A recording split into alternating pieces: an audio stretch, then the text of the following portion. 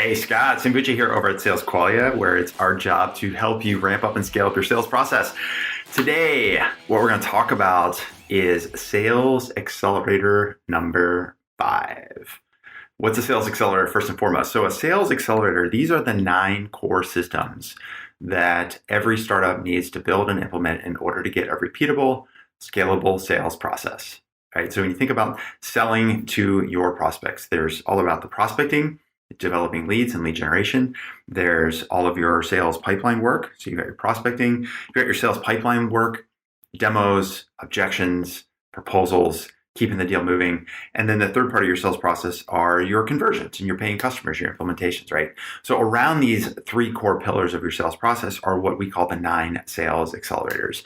And today what we're going to talk about is sales accelerator number 5, what we call prospect partnering. So what exactly is prospect partnering? Well, the way I've always thought about sales is that if you think about the sales process, you start off with, obviously you've got your prospect. Let me get my screen showing here. Give me a second. You start off with your prospect. And where you want to get to, of course, is you want to get a paying customer, right? Money in the bank. New, happy implementation, right? The challenge, of course, is there's a lot of steps in between. And so there's that first part of the sales process that's all around what we call discovery. And discovery, there's a lot of different parts of discovery, right? There's the discovery of leads. You need to find new prospects. There is the discovery of your customer's problem or your prospect's problem. And then ultimately, there's the qualification or the discovery of an opportunity, right? And this is a top of funnel activity that a lot of people get jazzed about. And look, like frankly, it's pretty fun. I don't know about you, but I mean, personally, one of my favorite parts about selling is the prospecting part. I love going out and finding people that have problems that we can solve, and then having those conversations, talking about what's possible, how we might be able to help them achieve the outcomes they want to get to, right? Now, the last part of the sales process is really around your implementation, right? That's where, with the implementation, what we're getting to is obviously talking through what is it going to take for us to actually go on board, get our new customers up and running, and successfully using our product. That's when they become paying customers. So this discovery piece is really about, like, let's identify the customer's problem. And let's identify, let's find, let's discover the people, all the buyers that need to be involved.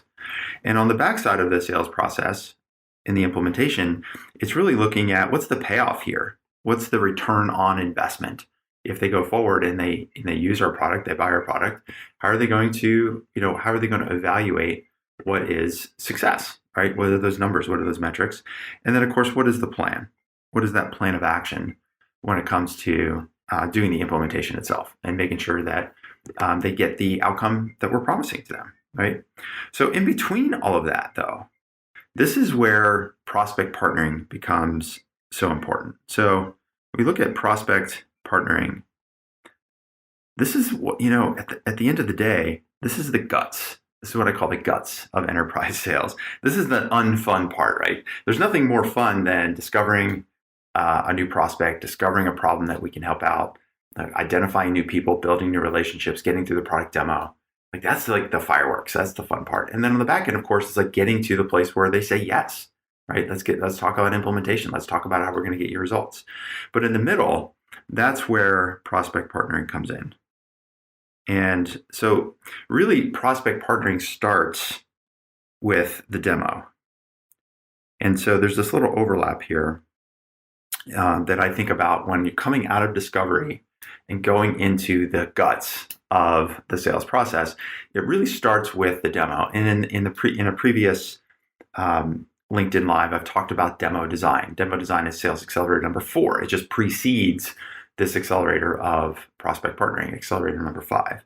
And in that part of your sales process, we talked about how demo is not a stage in the sale. In fact, demo should be a short part of your sales process. It should be a catalyst to the rest of the sales process. right? So the reason that I think about demo as the start of prospect partnering is because if we've done the demo the right way and it is a catalyst, it should open up all of the rest of the more difficult parts of the sales process. And so in prospect partnering, what we're really trying to do here, or what you really need to do, what you need to execute on, is more or less project management. It's like really unsexy. It's unfun.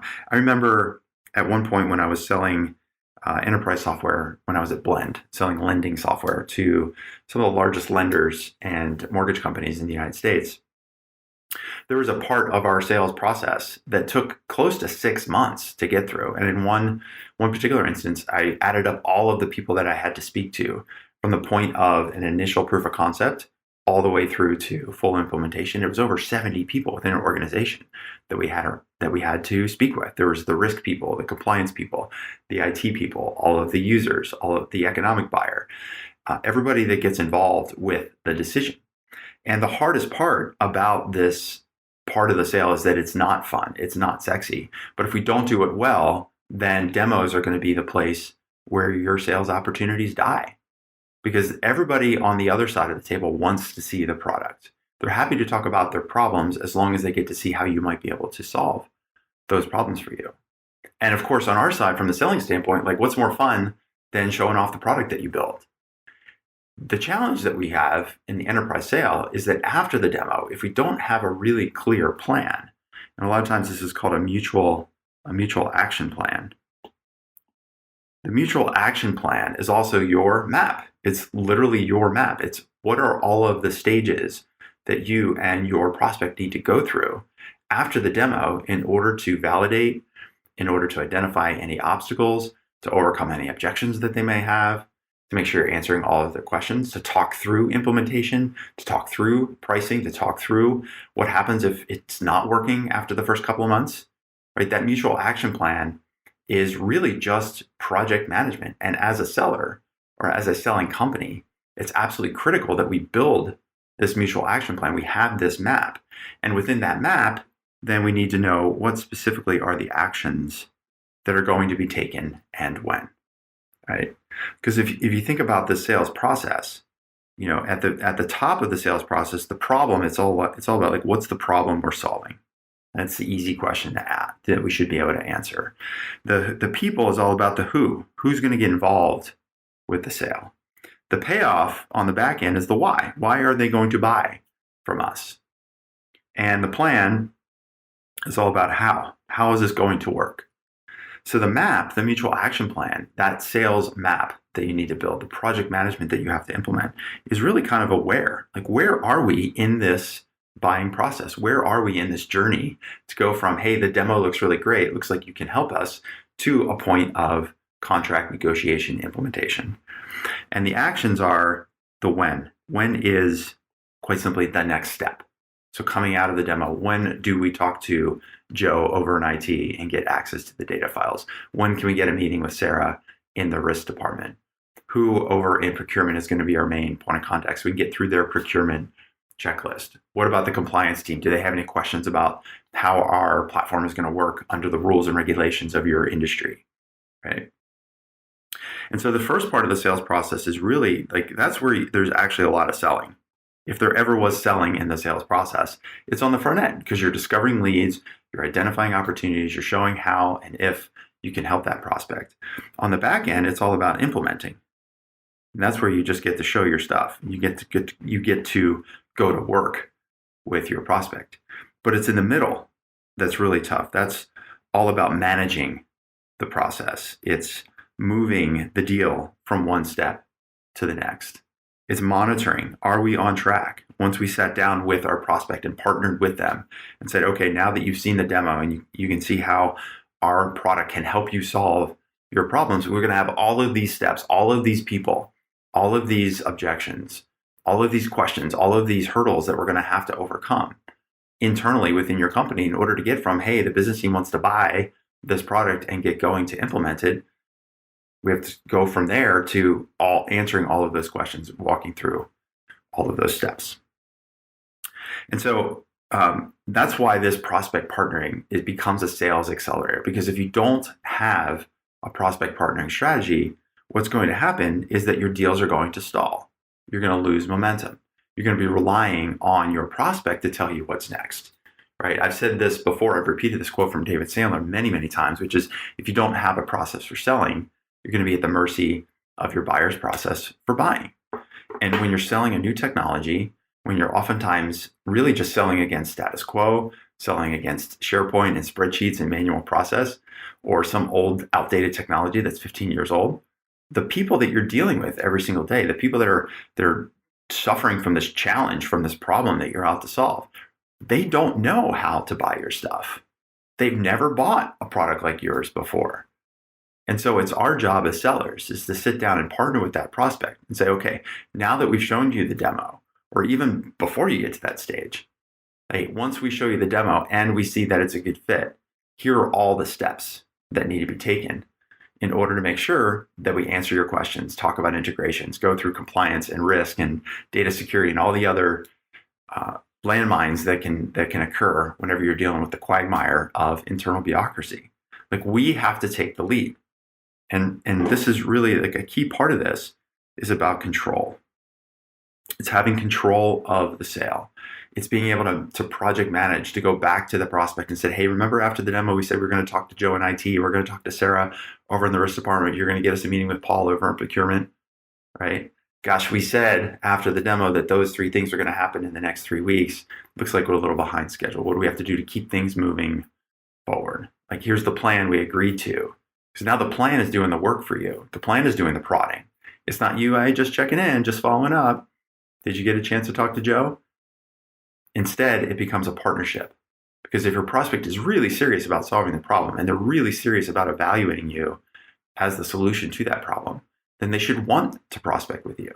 They should want to partner with you, right?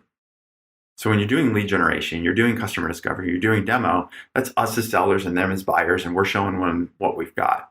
But after that, if there's mutual agreement that, man, there's something here, you could really help us out, that's when it should move away from buyer and seller to true partnering. And let's treat this like a project. Let's get all of the people that need to be involved. Let's get all the tasks, all the timelines, all the different people that need to get a say, get a look at this platform, get a look at the solution, to make sure that we are good to go to move forward into that implementation so they can get the payoff they want and ultimately they can become the paying customer that you want them to be. So that's why I say the prospect partnering is a sales accelerator, because if you have this system built into your sales process, it's going to accelerate your sales. You're not going to be waiting around for the prospect to get back to you. You're not going to be sitting around chasing after deals. Instead, you're going to have a step-by-step action plan that has a timeline, that has all the tasks, that has all the key people, and that's going to allow you to move that deal through your pipeline from demo through to implementation. So, all right, that's it. That's sales accelerator number 5, prospect partnering, part of your pipeline pull-through strategy.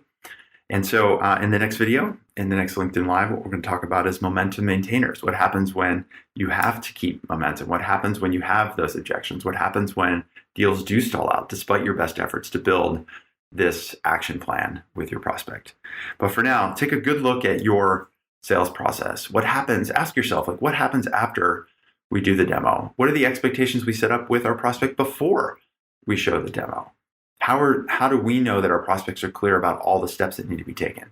What experience do we have as sellers? Even if we only have a handful of customers now as a startup, you have the beginning of some observations where you can say, okay, so far, if there are 3 or 4 or 10 customers, it seems like we always have to get the risk team involved. It seems like we always have to get an IT person to get us access to the data file. It seems like every time compliance is a question. It seems like the procurement team is going to have that checklist because they're selling to large companies and they have a lot of rules internally about who they can buy from and what the checklist is on the procurement side.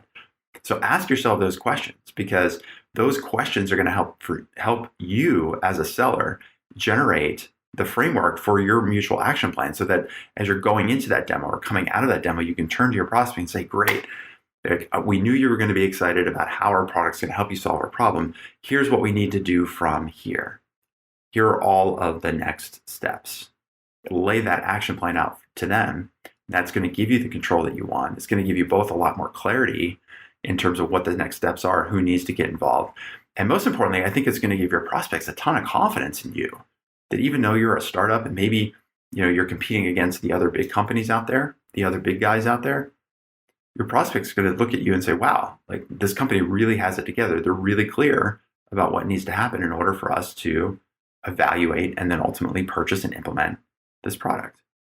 So that's your prospect partnering sales accelerator. All right, that's it for now. If you want some more help with this, or if you want an evaluation, if you want to do a self-assessment of your sales process across these 9 sales accelerators, we ran a training with our clients just a couple of months ago where we walked all of our clients through each of these 9 sales accelerators in really specific detail. And we helped them score their individual sales process across each of these 9 accelerators.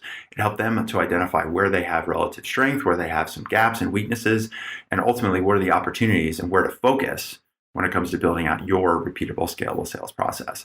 So if you want access to that training, you can just type the word accelerator down below in the comment. And what we'll do is I'll send you off a copy of that training with a little mini workbook that you can work through. You can sit down, watch the video, go step by step through each of these 9 sales accelerators, and it'll help you evaluate how you're doing, and specifically around prospect partnering.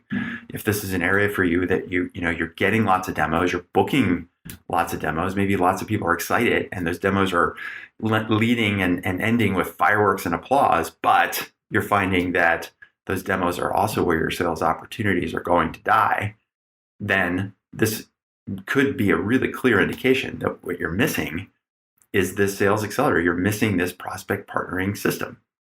And so this assessment will help you identify exactly what you need to do and how big that gap is for you. Because if you can get this dialed in, then that's going to help you keep the momentum. It's going to help you keep control. It's going to help you convert more deals, grow your business, and ultimately build and scale to make the impact that you want to make. All right, I think that's it for now. That's today's LinkedIn Live. Thanks for watching. If you got any questions, let me know. And if you want to copy that training, just type the word accelerate down in the comments and we'll get that flicked over to you. All right, that's it for now. Scott Sambucci over at Sales Qualia, signing off.